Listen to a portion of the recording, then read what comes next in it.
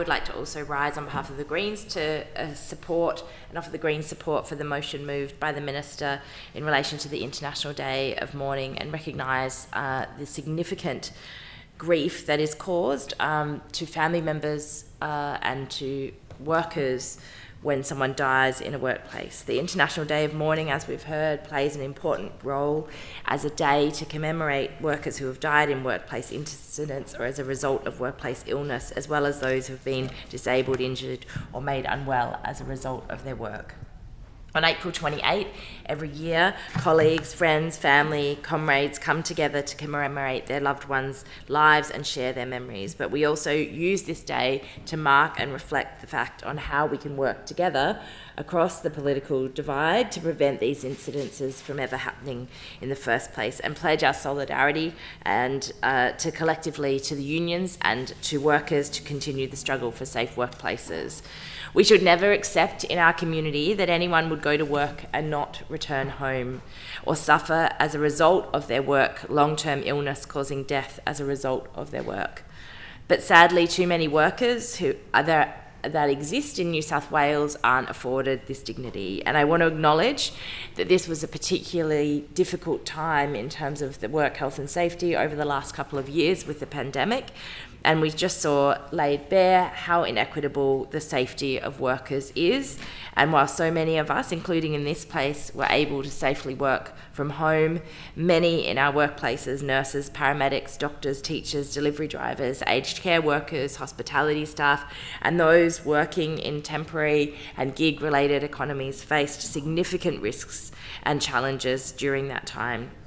Many international students and many of those living on temporary visas have little or no choice to rely on getting money in unsafe or insecure work, and the impacts on them, their families, and in some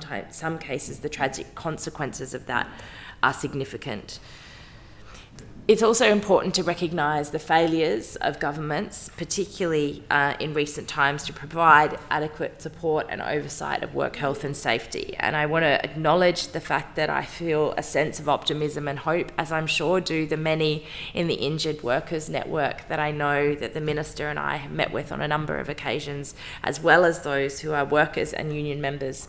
who have come together at the commemoration that Unions New South Wales hold every year on the 28th of April or near around that day, to be able to commemorate those that have lost their lives, and acknowledge the fact that there's a sense of optimism that the new Minister will actually take these issues very seriously, in a way that for the last 12 years we know that the Liberal National Government's desire to put the interests of workers over the interests of big developers and their profits, big construction industries and their profits, and big corporations and their profits has sadly never been a priority. And I believe that this Minister and this new Labor government will do exactly that. Here in New South Wales, we can start this process by legislating to ensure that industrial manslaughter is an offence. And I'm proud to say that the Greens have been trying to do this through private members' bills back more than 2 decades ago in our federal parliament. For those that may recall, a man by the name of Michael Organ, who was for a brief period of time the Greens member for Cunningham, and I acknowledge the fact that when my partner worked as a staffer for him, he drafted the Greens' first private members' bill to try and legislate to put industrial manslaughter into being recognised in legislation. I want to acknowledge the grief that families feel in relation to this loss, and say that we all have a commitment to make sure that everybody is able to return safely home from work.